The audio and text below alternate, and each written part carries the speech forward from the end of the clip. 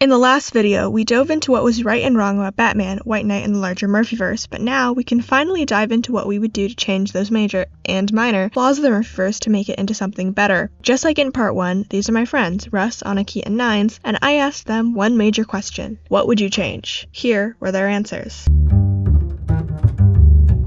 Get Murphy OFFFF that book like it should become Collins and McCormick's. That's how I would do it. If you want a plan of action, retcon Dick back as the first Robin and drag in the other bats. Cass, flexed biceps 100 points, fire would fix it at least a little. Erase Bond freeze, put the Robins in correct order. Dick then Jason then the others. Make that time Babs got shot and was in a wheelchair for a bit segue into her being paralyzed and Oracle. Introduce Cass. Kane, to be the next Batgirl and have tensions W. Terry because she's the obvious choice for the next Batman, so who is this poser that is also a child? Who made this small child, 17-year-old boy, relatively muscled, not small in the slightest? Batman, come on Bruce, don't allow this. Make Dick Babs not cops, please. Also a full rewrite of Curse that isn't actually painful, pointless, and awful to read. Shout out to all JPV fans. Sorry guys. Amen. While those were some smaller notes, we'll be ramping up with Aniki's changes.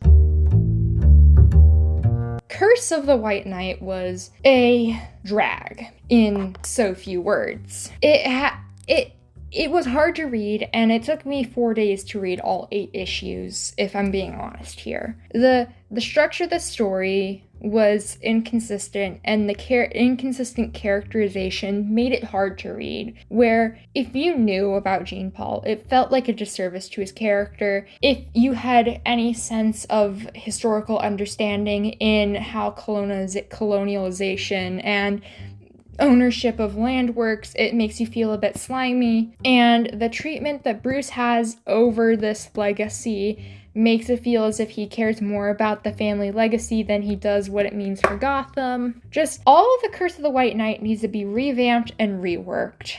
The first thing that I would do is, you could continue to have the Order of St. Dumas, but bring back Jean Paul into being a younger character. Make him, maybe have like some of the people he was surrounded by be impacted by the very real events of the past, but don't make him be that character who did that stuff, because it's very much against what his character was and is established as in other DC media. But you can still keep the cancer thing, you can still have that mental health issue aspect, because that was part of his character, was struggling with the orders that he was given, with the training that he was given. Those can very much still exist. But all of the Curse of the White Knight just kind of needs to be reordered, revamped, and kind of looked a little bit more critically with the messages that each of those characters are sending. And I'm not saying characters can't send bad messages, but it almost feels like none of these characters are the truly good characters, and they're all culpable in this system of issues. And that's kind of like my whole complaint, and how I'd want to change is have these characters make the implications real and make them have issues that characters will hold them against with. The entries either need to cut down a bit or have 2 more issues, because as I said, that they felt compressed and rushed, where you either need to cut down on some of the side stories and make them into their own thing, or you need to add 2 more issues to each of the entries, except for Von Freeze and Red Hood and Generation Joker. I felt like those really did what time they had and were able to tell an intriguing and good story in those entries. But even Presents Harley Quinn felt rushed, as if it was trying to focus on too many new characters with the old characters. And all of the regular 8-book entries felt like they needed 2 more issues, as if they need to be in a 10-issue series instead of an 8-one, or there needed to be a cut down on some of the interactions and stuff like that. White Knight needs to focus more on civilians and the impact that the plot has on them. Focus on how civilians reacted to Jack, to the Return of the Joker, to the whole thing happening and beyond, to what was happening to the GTO. focus in on the civilians to really make the universe have the implications that these things were happening to everyone, that they weren't just a plot point being used to further characters.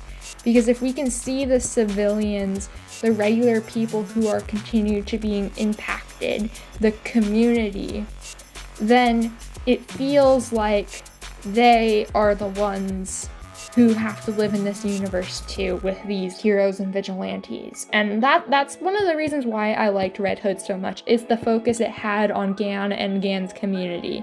That they were willing to talk about community, that it made the small things matter, that Gan being on the ground was just as impactful as what was going on up in the air and the big fighting. So again, maybe me praising presents Red Hood a bit.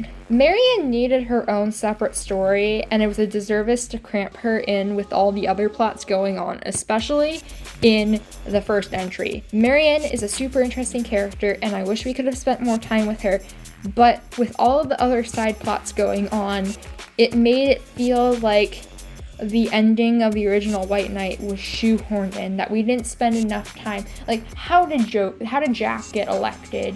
How did the people react to the election? Who was the opposition? We jump around in that timeline so much that it doesn't feel like these things happened, even though it feels like we're seeing snapshots. The fact that there were so many characters that you had to juggle, that you did have the Nazi subplot, that you did have Marion and the Mad Hatter working together, that you did have Jack at one point having control over all the villains, that you did have him running for office and going to protests and doing things starting at the GTO. So many moving parts meant that it just felt cramped, and characters, especially the female characters, got a huge disservice done to them. And that's something I would change, is have Marion be a separate book. Maybe imply her throughout the story. Maybe have her show up and like move the whole thing with like, make her be Harley Quinn for a bit, but then have her have her own story. Have that build up. Have it be implied. Make it be that bait into wanting another series, another installment. Be willing to show events that took place away from Gotham.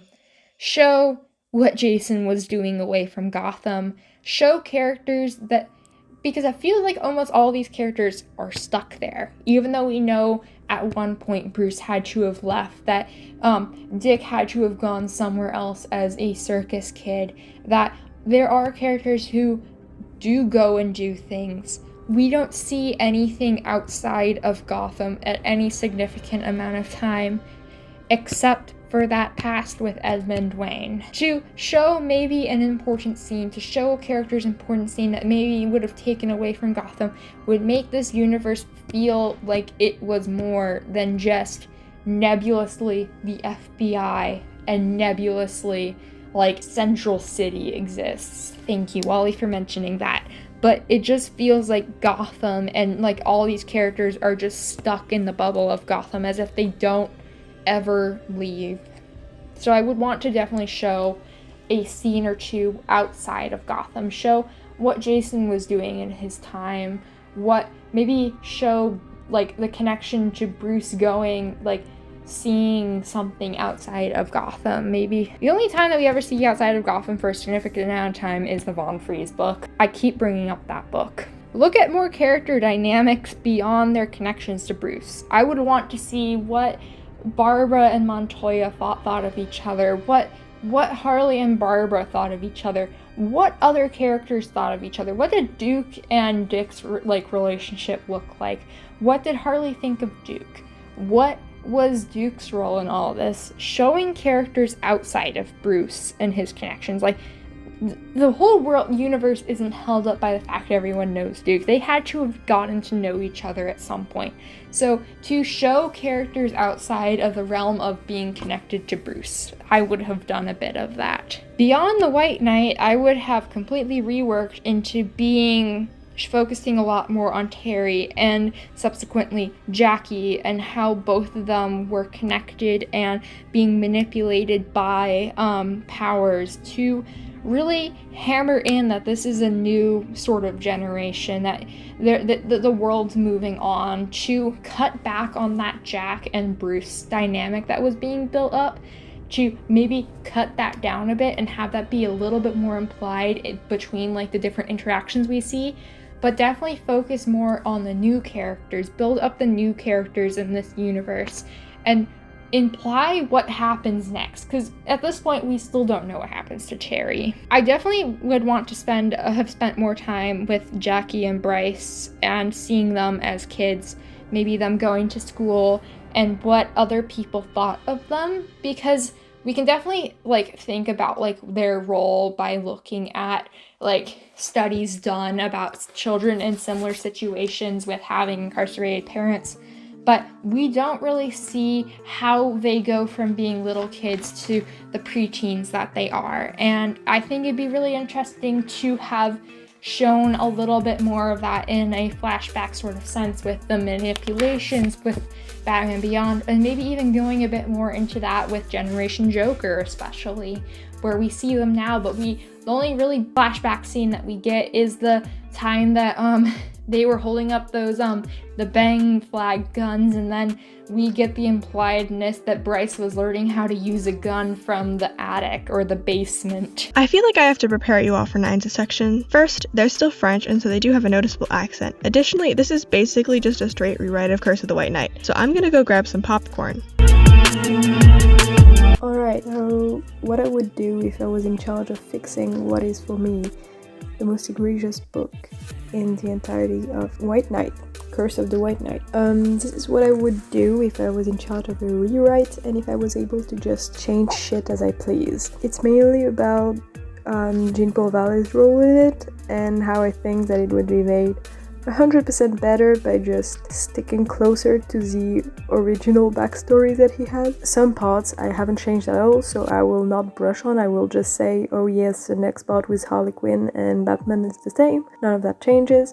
If you want the full context of what I'm going to tell you, I recommend just having the book along. For issue 1, it starts with the backstory of Edmund Wayne and Father Bakar, who are the ancestors of JPV and Bruce. I wouldn't change the beginning of it, but I will say that I am planning on implying that Bakar was an Azrael later on. I'm also keeping the beginning of Joker, because I don't mind it, but I will be changing the way that Bruce finds the book of Edmund Wayne, because I think it's dumb that Alfred would leave him a note saying that, especially since it was an "oh, I'll give it to you when you're ready" thing. I don't think that Alfred would have just planned it in a testament note, you know? So instead, I will have Bruce go through Alfred's stuff, to go through his room and just find what tokens he wants to absolutely keep to memory for as like a memorial to him,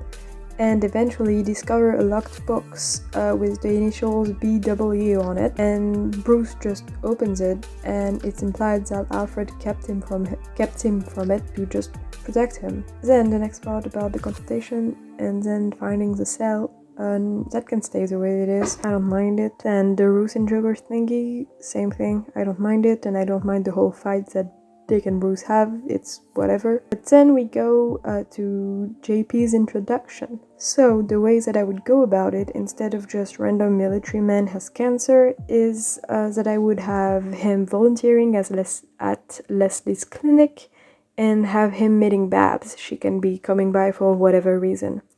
He's a 20-something guy, nerdy, he sticks his foot in his mouth a lot, he's just not the best with social skills, but he's also just, like, he's kind. He's a good person, you know? Babs and him talk, she kind of flirts with him, and he's entirely oblivious to it. Like, he just does not get that she's flirting with him, and if he does, he would not know what to do with it at all. And he's just kind of a mess, but he's like a 20-something awkward guy, you know? And in the end, he gets an ominous phone call from an unknown number, and he has to leave. Then there is a bit with Bruce that I don't mind, so we're keeping it. And the next bit is about JP, and it's a few days later. Leslie asked Babs to track him down because he hasn't been in for a while and he hasn't answered her calls, and she doesn't know that he's okay. so she's asking Babs to check on him and just make sure that, he's fine. When Babs finds him, he tells her that his father died. He sounds distraught, just kind of empty, and I'm not entirely sure how they would show dissociation on page, but that's it, monosyllabic answers. He doesn't really remember why he's in a church, but that's where he is. And Babs brings it up, goes, "Hey, I didn't know you were religious," and he answers that he's not. He's not even baptized, and as far as he knows, he doesn't remember his father ever taking him to mass or ever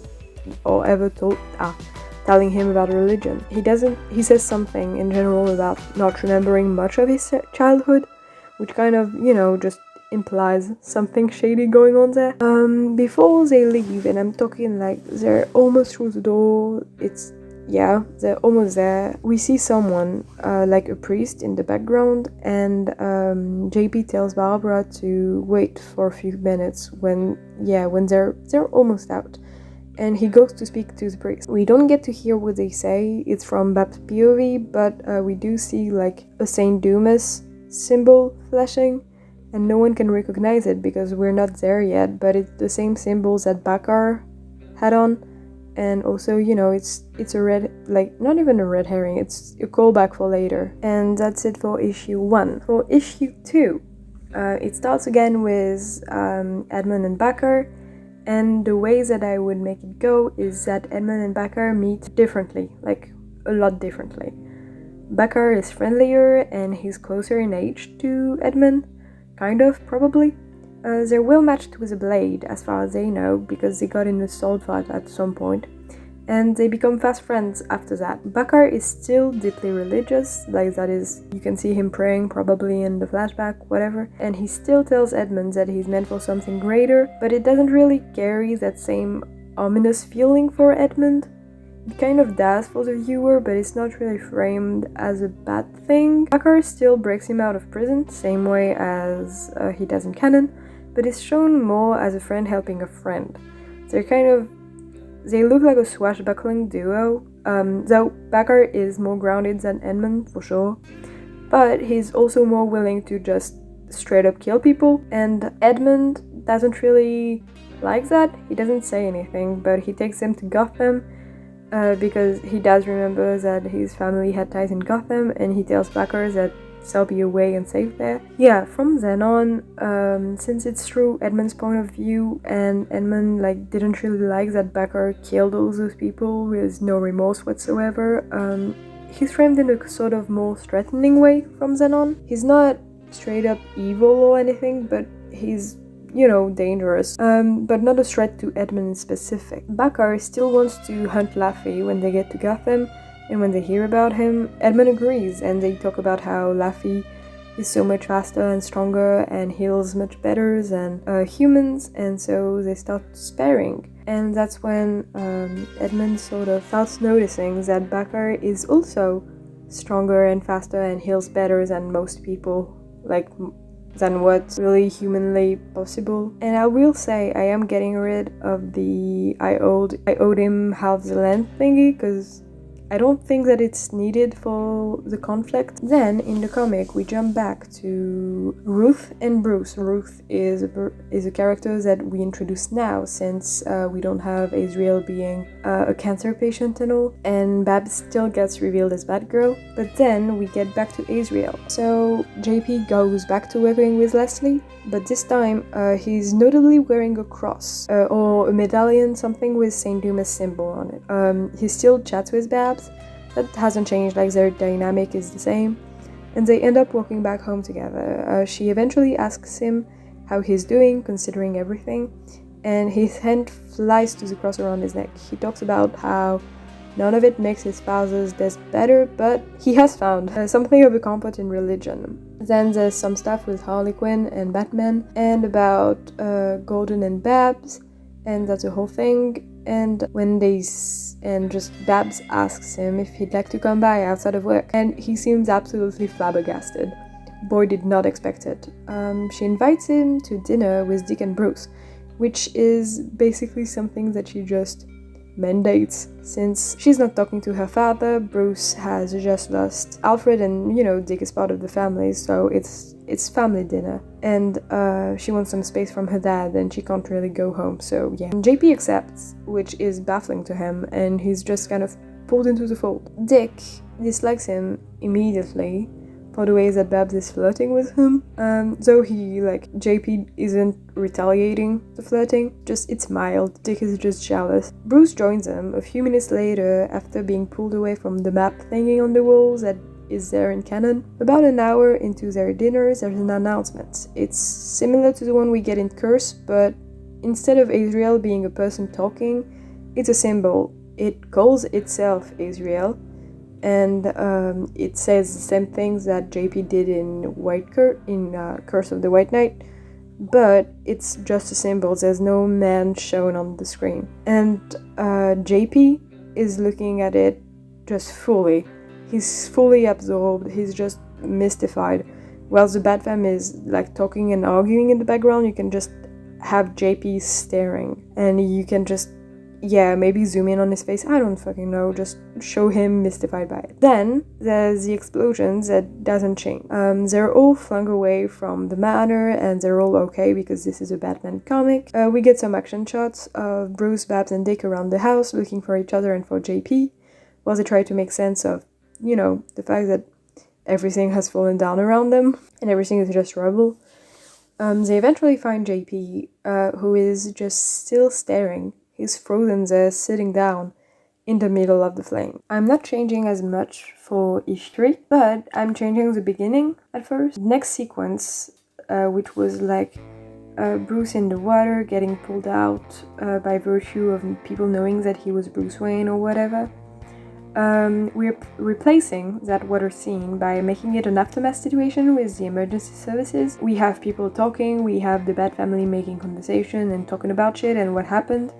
And JP is still unmoving in the background. He's sitting down in shock under a shock blanket, and he's frozen, And you have one of the cops, who could be Gordon, Bullock, Montoya, I do not care, that grabs Bruce to tell him, hey yo, we found the whole Batcave under the manor that just blew up. We'll cover for you, but also Jesus. Then, in the comics, there's a scene about all of them in, they're all in the police station, which I'm not changing much, but the thing that happens is that they don't accuse Azrael, since there is no Azrael, it was just a symbol, not a symptom. But they do still talk about Roos and all, that doesn't change. And they make the same connection between the Order of St. Dumas and Azrael. They figure out that, the people behind Azrael are definitely the Order of St. Dumas. Then there is something about Harley and Bats, doesn't change. The conversation between Bruce and Joker also doesn't change much, but the Joker does make an allusion that Azrael is not Azrael yet. It's vague, it's enigmatic, it's not a given, Nothing changes between that point and up until Jim goes to talk to Azrael. Instead of the ominous exchange that we have in canon, it starts with Jim talking to a mysterious silhouette, which is revealed in the last panel to be JP. Nothing, it's similar to canon. Instead of it having be Azrael, it's just a guy. Then the whole pregnancy thing doesn't change. Instead of the fight between Azrael and JP, they talk instead. They just have a normal, regular time, And then Jim gets shot by a woman in purple, who is a Lily callback from the original Azrael comics, but probably won't have much dialogue. She might, but she probably won't have more than a couple of lines. But she shoots Jim, you see the Order of St. Dumas and you see that it was them, etc, etc. And JP witnesses it all, he sees Jim die, and he's the one who is there while he dies, And so eventually JP is obviously fucked up by it, and at the end you see a priest that was there, the same priest as before, that comes, offers JP a hand and calls him son, and you see the symbol of St. Dumas again on his sleeve, or I don't know, you see it's St. Dumas. For issue 4, it would start out much the same as it does in canon. None of it changes until what's the move commissioner? It's something about how they're going to find Israel, and then we immediately cut to Babs and JP. Since she can't stand to be around Bruce or Dick at that time, she turns to the one civilian friend that she has. She comes and she talks, and JP listens in near silence. And towards the end, he says, "I'm sorry. I need to talk to Bruce Wayne." Meanwhile, Bruce and the twins, that does not change at all. Then with the sequence of Babs on the computer and all, she's visibly pissed. She's even more so than in canon, and the whole fight with Dick, that doesn't change though. But at the end of the sequence, instead of looking at the trucks, she looks exhausted, just really fucking tired. And she sends a text to JP telling him to call Leslie, because Bruce is probably there. Skip to Leslie and Bruce, which doesn't change much from canon, nor does the sequence with Jason Blood. All of that is just kind of the same. But Babs, instead of taking up guns and going to try to kill Israel, she goes to train with Bullock. They talk a bit. They spar, he holds the punching ball for her and all. They end up going to a bar, just friendly shit.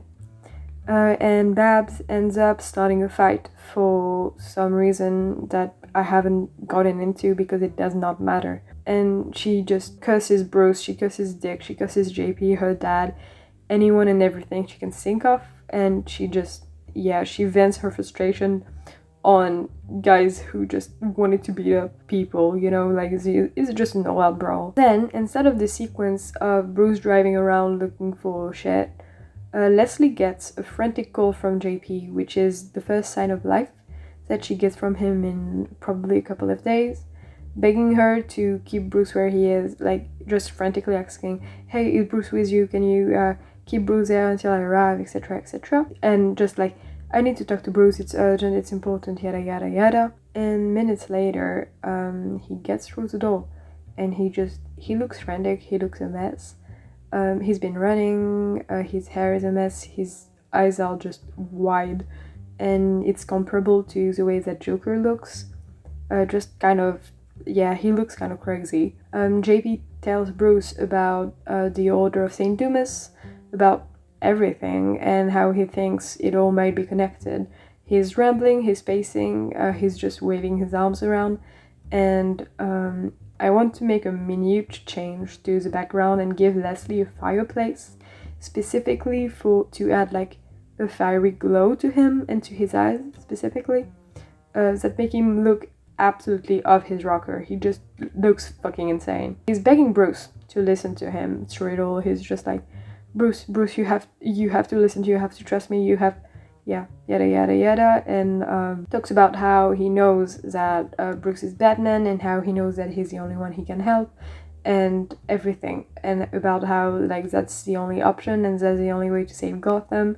He sounds insane. And in the end, Bruce just dismisses him, not necessarily in a rude way. He just makes it kind of clear to the reader and to JP that he just doesn't really believe him. Says something about taking it into consideration and making it clear that he won't. Then we cut back to the bar fight, and it's just the maybe last page, and Babs at some point gets smashed into a wall, and you can see her, she's struggling to push herself up, and then someone falls on her back. Snap, cut to black. End of issue. Issue 5. The funeral goes the same. When it comes to Bakar and Edmund's story, it goes differently again. 1. Edmund doesn't try to kill Bakar out of greed, but instead out of paranoia and fears that Bakar is 1. Not human, and 2. Going to kill him for the land. He's fearing for his life and therefore turns on Bakar. The way that it's framed in the story though is that Bakar wanted to betray him and just Edmund erase all traces of his existence and betrayal, which still results in flooding Gotham the exact same way. None of that changes. Then the rest of everything until Jack says I love you to Holly is the exact same. Like the couple of pages of JPV on who he is and all. We go to JP's point of view. He's talking to the priest in the church, and he's telling him that he was right, that Bruce Wayne did turn him away, did betray him, everything like that, and that he didn't actually help, that he didn't actually care, that he didn't actually want to do what was best for Gotham and for everyone. And like as the setting, I'm envisioning JP kneeling at the priest's feet, and the priest having a hand in JP's hair, just dragging his head around a bit slowly as he speaks. It ends with something like, "You'll be Azrael," and the shape of a sword. Just the shape of a sword, maybe in shadow, I don't know, whatever. Then, the thing that changes in the next scene is pretty minor. It's that instead of Jack talking about how Joker found Azrael and all, instead he's talking about the way that Joker envisioned it. That's all. It's a minute change. It's just, it's not exactly the same thing, the same scene, and that's a stylistic point of view, not so much as a plot change, but I would have had, while Joker spoke, I would have had the parallels of what's happening with JP as he does it. Then the next part doesn't change, but with Ruth, that's when things change, because she hasn't met JP. They don't know each other, he doesn't work for her. So instead of her telling JP, hey, it's over, your liability, they meet for the first time. Ruth is the one who gives him the Azrael suit. The change occurs much in the same way that it does in the original Azrael, with Azrael taking over for a small amount of time, but JP near immediately taking control back. And then there is a few lines probably, and Ruth releases Bane on him, the same way that she does in White Knight. They start fighting, and JP looks scared out of his mind, as everyone would be fighting Bane. But he does like hold his own for the first part, but then Bane juices up, whatever you want to call it, and JP gets focused. You get the sense that it's not JP anymore, and his words start having the red Azrael outline, like he does in the comic. He eventually gets to almost kill Bane, but he holds himself back at the last minute, seeming to snap out of it. He turns to the priest, ignoring Rose, and asks what the hell just happened. And it's very important, to me at least, but it's not plot relevant or anything, that he swears.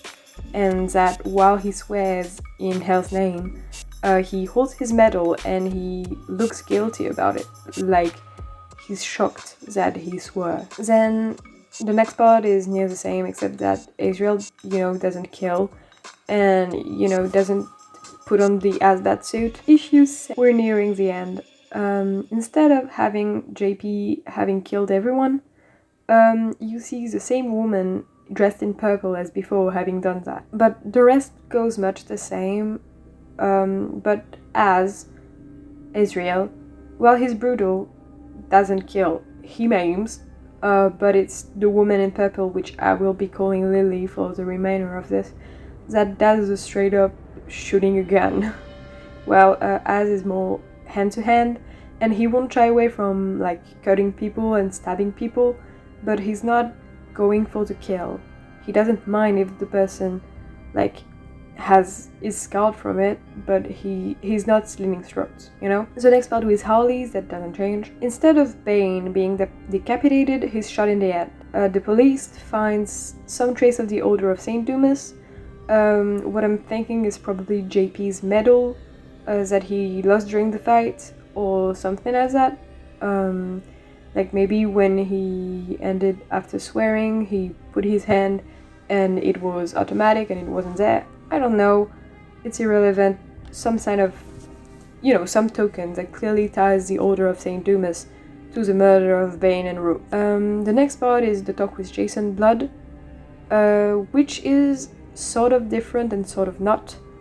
Instead of telling Bruce that he hasn't seen JP since the Joker got to him, he instead says that Azrael is with the Order, where he belongs. I'm also not making Jason Blood a Knight of the Order, because that makes zero sense to me. Bruce talks about how JP seemed like a decent guy, came to him for help, said there's still a way, but Jason is says something about how JP can be stopped now that he's been triggered, and that the system will keep him as Azrael, and just so much brainwashing and what goes on in the Order, and how the gene pool part of Gene Pool Valley Azrael is as good as dead. All that's left is the system, and there's nothing else. He specifically talks about how JP has been burned out of that body, and all that remains is the Angel of Death, the Order's agent, their assassin, that will do nothing but the Order's bidding. The next part about how Bruce talks about what Edmund did, that doesn't change, I'm keeping it. However, Bakker wasn't banished from the Order. He was instead sent by the Order to get a grip on the last Wayne, who used to probably have ties of obedience to the Order, or something, I'm not sure. The thieves/smuggling business thingies they did, same thing as canon, except that I will add that Bakker didn't mind getting his hands dirty, while Edmund definitely did. And while they both fell into that life of vice, Bakker was definitely disappointed to see Edmund fall into it and not be pretending. And he started definitely resenting him a bit. And then they go and kill Laffy, that doesn't change. And after that, it becomes clear that Edmund has no interest in claiming his family name or making anything of it, that he's enjoying being a thief and a smuggler.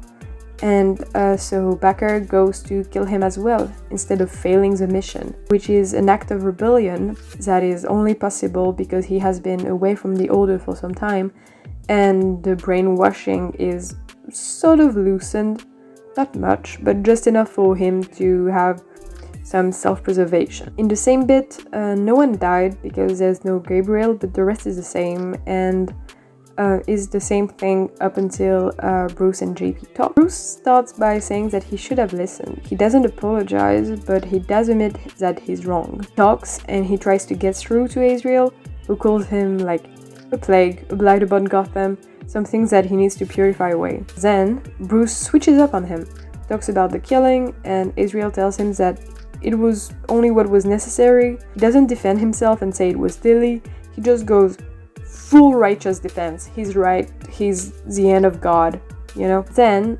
they both learn about Edmund and Bakker, and JP stumbles back in shock hearing that. And it's clear that it's JP and not Azrael. You can see JP looking at Bruce entirely lost in the sauce.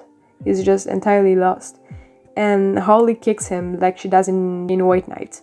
Jack dies, RIP, and I'm not changing that, I'm fine with it. Issue 7 is the one that I'm changing the least, probably because it has the least amount of JP in it. The sequences with Alfred and Harley, none of it changed. They're fine, they're not awesome, but they're fine. The sequence that was JPV is him getting home, looking himself in the mirror, and reaching for a cross that's not at his neck.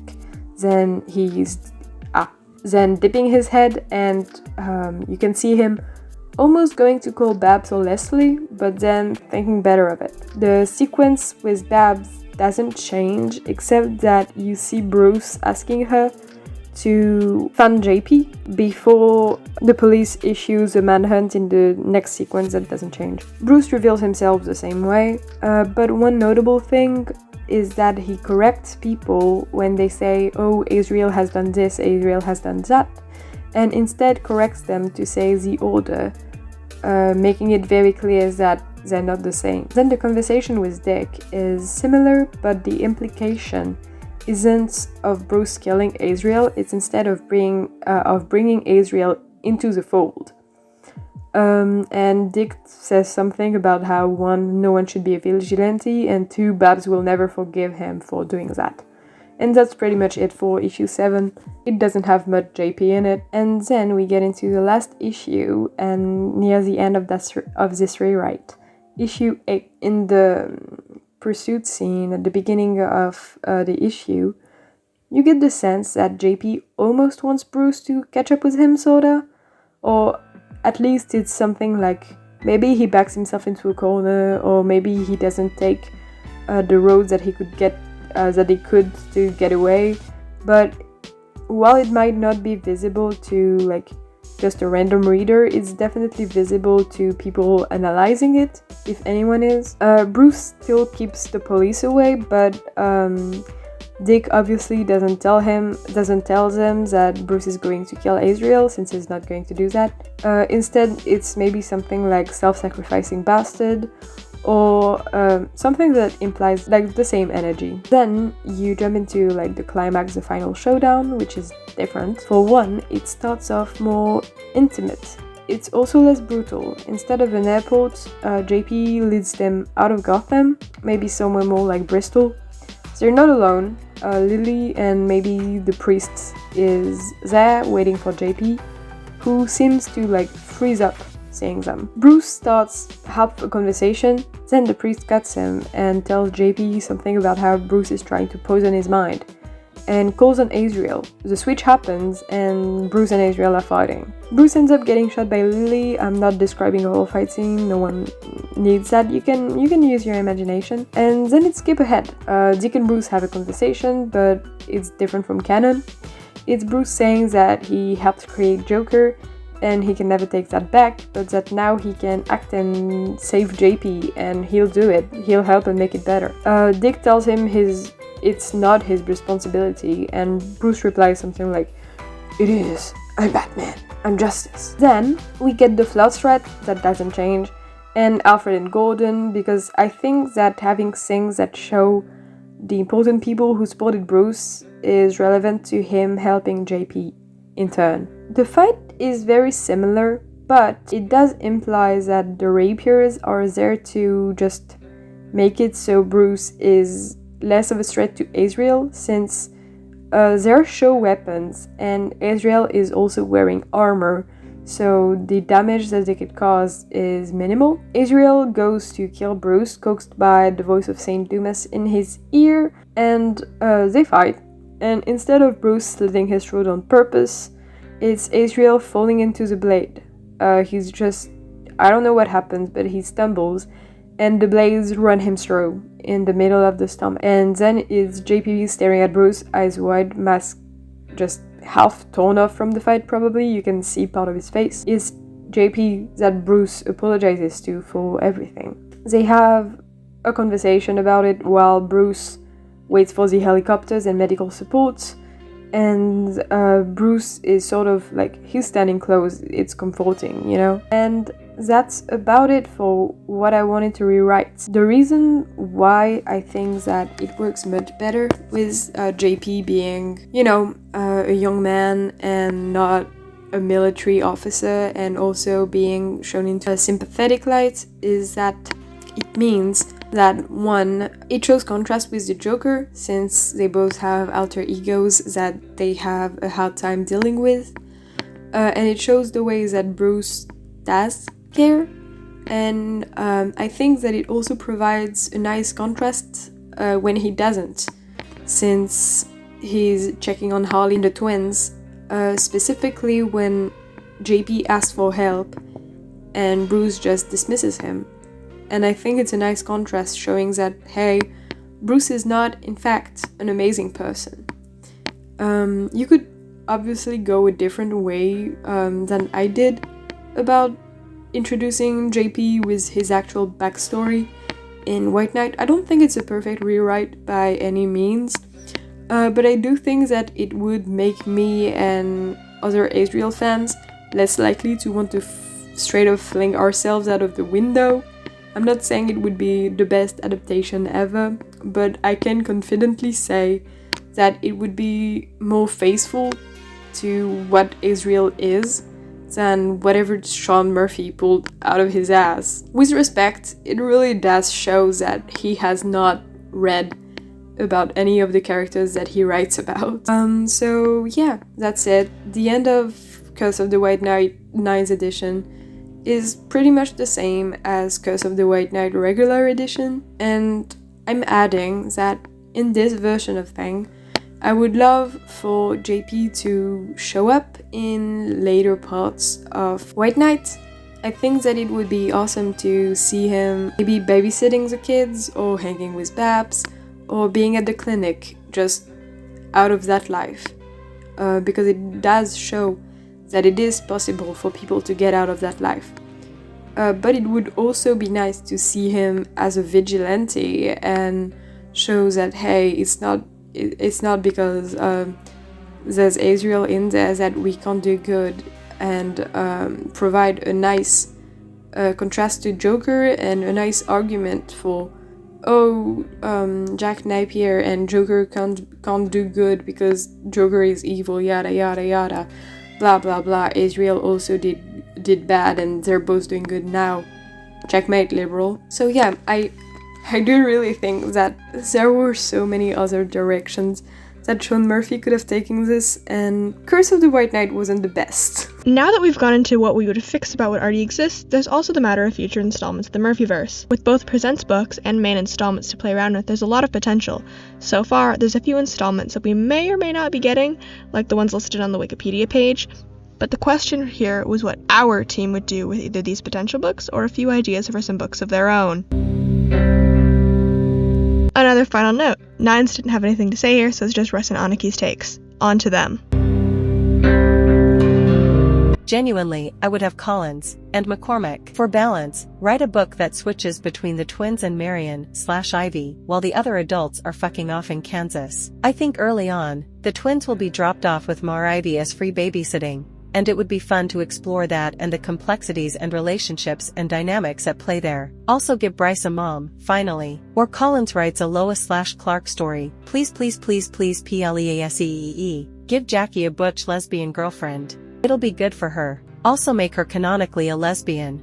Marginally related to that, but maybe let's take the focus off the main characters for a bit and do a deep dive into Gotham itself and how it's changed by the events of the White Knight universe. One into the underground scene, specifically the city's underbelly, and maybe into some illegal fighting rings. It's grimy, it's sickening, it's horrible, but hey, we already have the mature and black labels, may as well use them, right? We could zoom back out and pick Jackie, exploit the rebel bad kid shit they have going on with her. Have her try to become a fighter and have her win a few matches. Through reputation, tricks, or maybe sheer luck. Her opponent is sick so she wins cause they can't fight. Her opponent double booked so they chose the higher priority fight that paid more, etc. But her fights are notably lighter toned than the rest of the book. Lots of gags and fun, like she's in her own bubble, separate from how fucked up the rest of the rings are. Then she goes up to harder levels and more difficult opponents, and it's getting less fun. Like her bubble is offering less and less protection.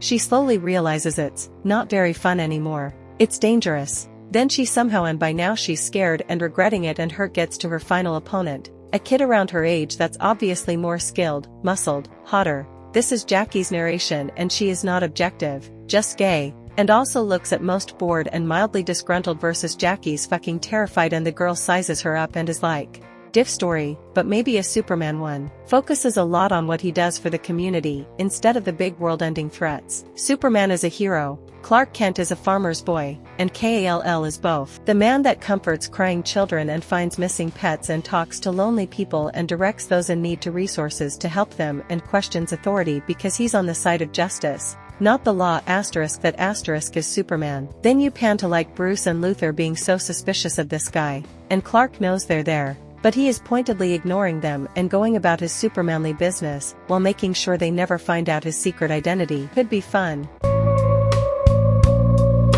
I went a little further past this and started talking about multiple different entries that I'd like to see and stories I'd like to see play out, but definitely I'd want to get some Barbara Gordon. And we hear about the fact that like her and Dick met in college, and she became Batgirl a little bit after that.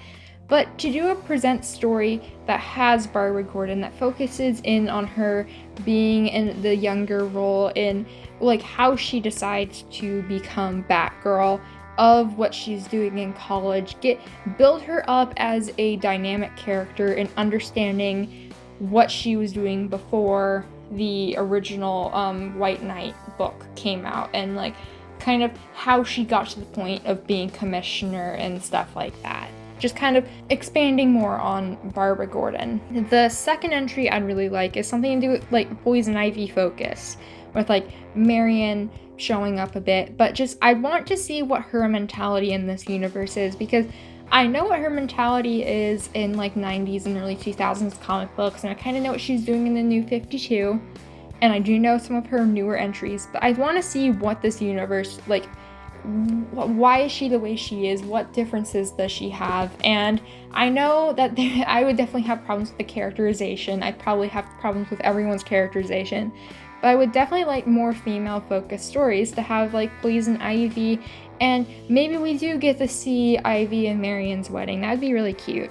An entry that focuses in on like civilian stories, on specifically how they're being impacted, maybe show that protest, like the other protests, maybe show people's reactions to the GTO expanding, and focus in on those civilians in everyday jobs, doing everyday life stuff, but how by living in a universe with superheroes, they are impacted. Now, my more unrealistic expectations, or these really would not happen sort of stories, is, and I believe I've talked to a couple people about this at this point, but we know Tim Drake exists. His name, I don't think his name's mentioned, or it was mentioned, but he's drawn to have been Robin. He was Robin at some point. But my kind of like crackish idea is that because of how much characters have changed, that I can go completely left field and do this, but one way that you could show characters being like a character who's completely against what's happening in Gotham is you could really pull in Looney Machin Anarchy, for those who probably only know that name, but have Tim and Looney have like their own set of adventures. Maybe that's how Tim like leaves being in the Robin role, is that like unlike in the early 2000s, 90s and stuff like that, instead of that, like the dynamic that the two had in those, you could really focus in on Tim starts to agree with Looney and starts to notice all the problems and like the system he's feeding into.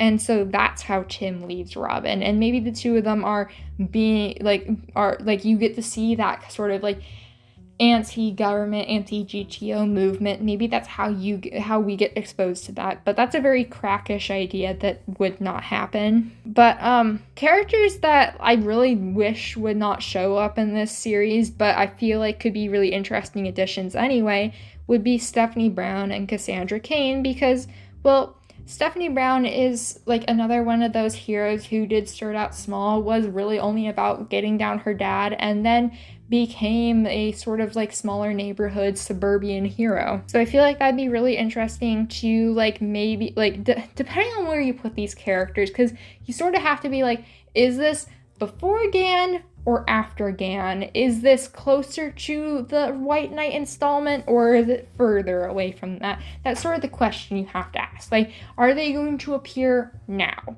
or are they going to appear in the past? I feel like it'd be kind of interesting to see what this story would wish to do with the two of them, even though I do not want them to be messed up. I love those characters very much, and to see their characterization changed in such fundamental ways that make them unable to really see them is disheartening. But I'd also like to see like sort of like have backups, like in a next installment or something, to have backups focusing in on the dead rogues and like a story from when they were alive, because Joker killed all of them, well, most of them. And I would really want to get like a small story, like maybe like a 5-page backup of just like them interacting with the world, getting to see what was going on before or right after or during the Arkham massacre or atrocity.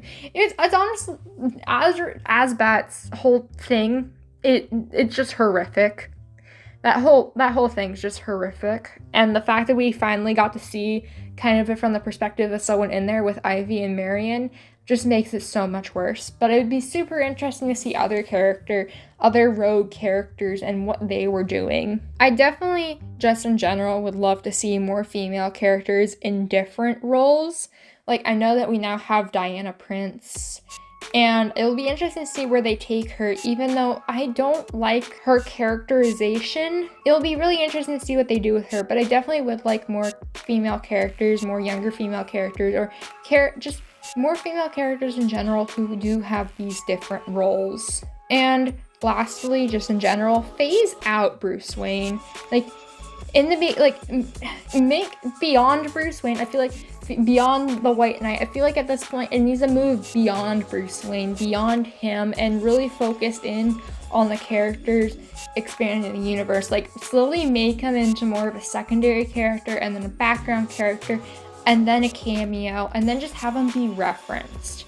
Make him less important. And I'm not saying just like kill him off because he's old. I'm saying that at this point he is less important. We now have a large cast of characters that we can focus in on. Everyone from secondary characters to background characters that we need to like I would prefer not need, but I'd prefer to have stories on rather than another Bruce Wayne story. And before we close up shop, here's a final note from Aniki. And I feel like I should have mentioned this earlier, but I really enjoyed the Present stories more than the regular installments. My favorite was the Red Hood, and even though I don't particularly like Jason Todd as a character in general, I did enjoy the failed mentorship between him, and Gan. And so that made my most favorite. I did really love Generation Joker as like the last like installment at the moment for this universe. It felt like one of the best stories that was being told, that you could finally tell the sort of story that like belonged in this universe. While I do have a laundry list of complaints of using Nazis in this story, I did enjoy the Von Freeze story. I really did, and I found it really interesting. And that just kind of leaves my least favorite to being the Presents Harley Quinn, and that kind of is because it doesn't feel like a Harley Quinn story, even though she's there. It kind of feels more like a Starlet story. Like, it could have been an interesting story if it was focused more in on Starlet, as if that was like we got to be introduced to this all new character outside of the context of it being a Harley Quinn story, because it feels like it does both a disservice to Ethel and Harley. Every time I have reread the different parts of this universe, I keep finding more flaws and problematic things, and maybe that's because now I'm not like trying to focus so hard on just like understanding what's going on, but just every single time I pick up this series, I'm like, oh, there's another thing I didn't notice before that I have problems with. But also, sitting down and reading this all in kind of one go, and of course I didn't read this all in 24 hours, but reading all 40 issues back to back to back, it really made it interesting because it meant I retained a lot more of the previous stories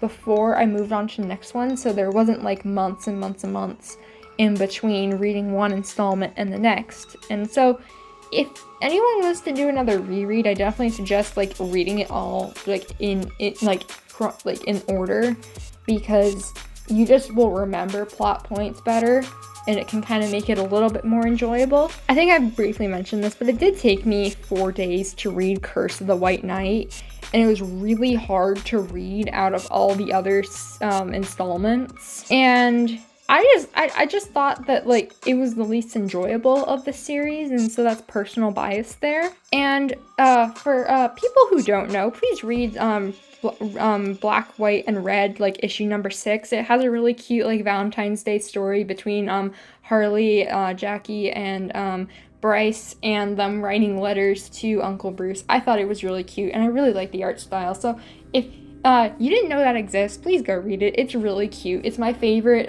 family story between the 3 of them. And even though I don't like Harley and Bruce, it's still a really cute moment between Harley and the decision she makes with letters, and I'm not going to spoil that. So please go read that if you haven't.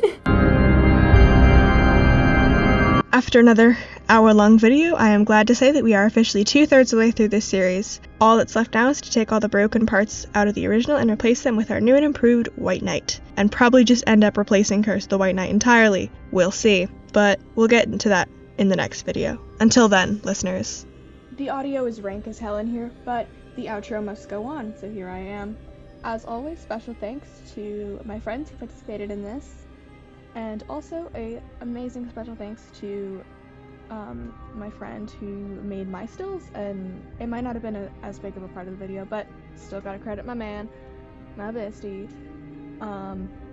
I think, I don't have too much to say. I guess a couple other notes. I know some of these takes were very fan fiction-y, but you know, gotta let everyone have their platform. That's like the whole point.